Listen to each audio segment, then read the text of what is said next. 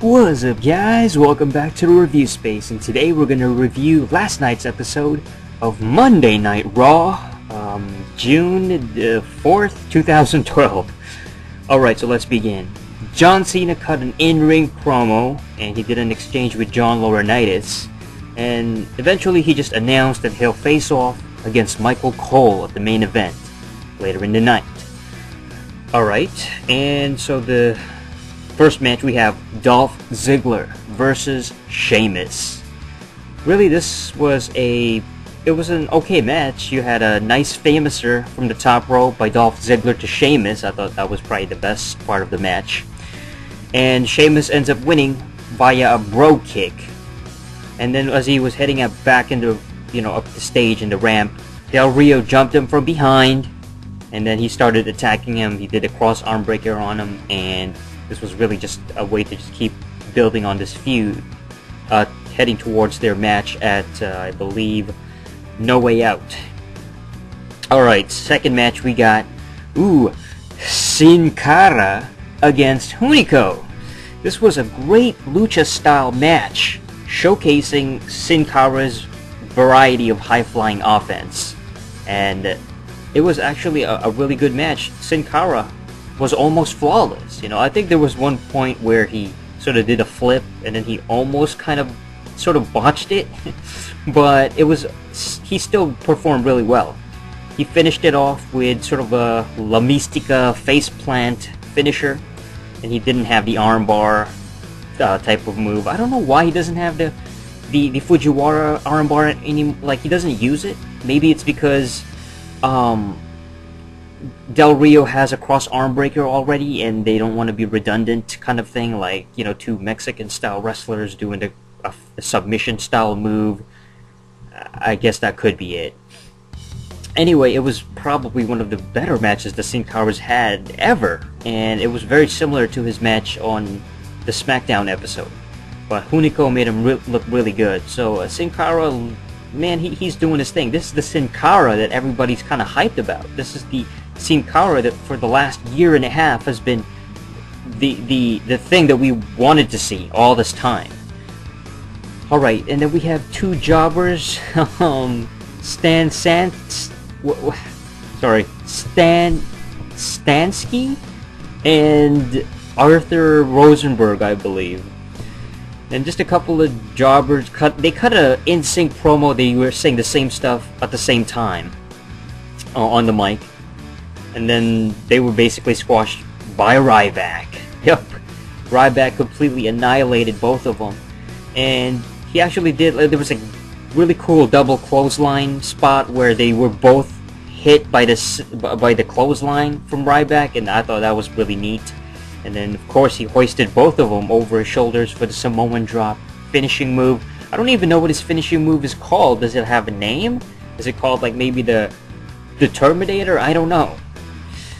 But he's definitely getting over. He definitely got some pretty good cheers this night. So Ryback is getting over. So, I mean, man, I can't wait for this guy to actually get a really good kind of a, push against mid-carders and legit wrestlers, because he's been squashing all these no-name guys, and I think it's time for him to start facing against more serious opponents.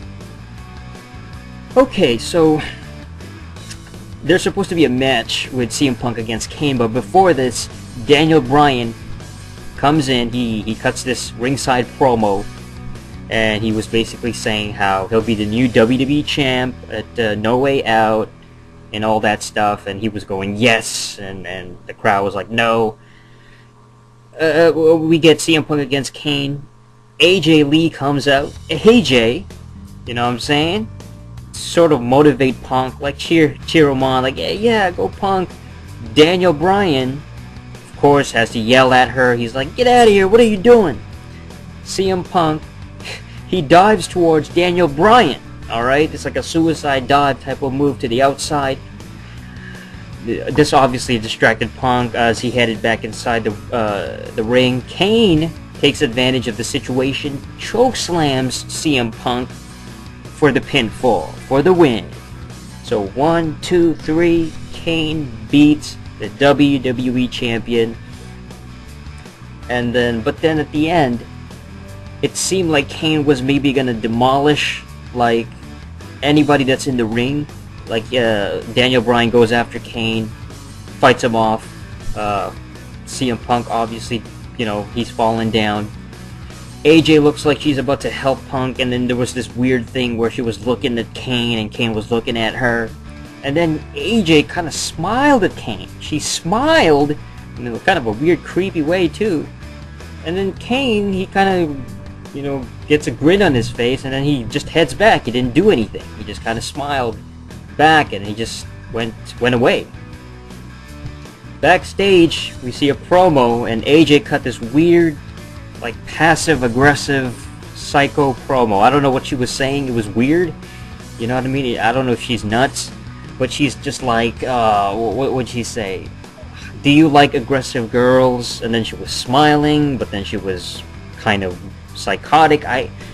It's weird. It's strange. It sort of reminds me of the Mickie James gimmick way back in like 2005, 2006, and I have no idea where this is going. Alright, Kofi and R-Truth defeating Tyler Rex and Kurt Hawkins. I thought this was actually probably a really good match. The crowd was really into it, and they were both in bandages, like R-Truth and Kofi Kingston, just to show off that, you know, Big Show's previous onslaught, the fact that they were beat up last week by Big Show. Alright, what else we got? John Laurinaitis announced that John Cena will face Tensai instead of Michael Cole. And so then we have Tensai against John Cena.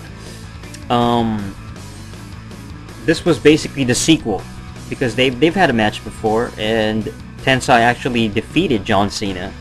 This was a pretty good match. Tensai looked dominant. He looked like there was a chance that he could actually win. And so, but then John Cena, of course, did his return comeback Superman thing. John Cena gets the win, pins Tensai, and that was it.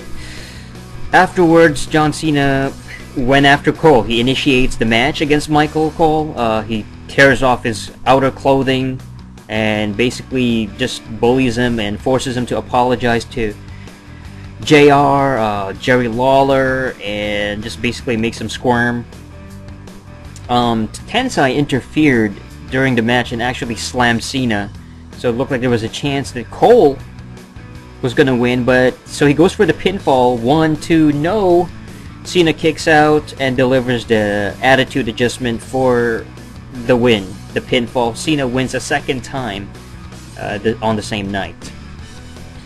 Overall, I thought this episode of Raw was okay, it was decent, it was watchable. I enjoyed a couple of the matches here. It was actually really fun to watch. The Ryback stuff was great. The Sin Cara Hunico match was great. And even the main event was actually kind of decent. And of course, Kofi and R-Truth was alright. So this was actually a really decent episode of Raw. I actually kind of enjoyed it. So let's just see what happens. More Ryback, you know, more Sin Cara, you know, botching very limited. I would like more of that. And that's pretty much it. And I can't wait until next week. This is the Review Space. And until next time, ciao.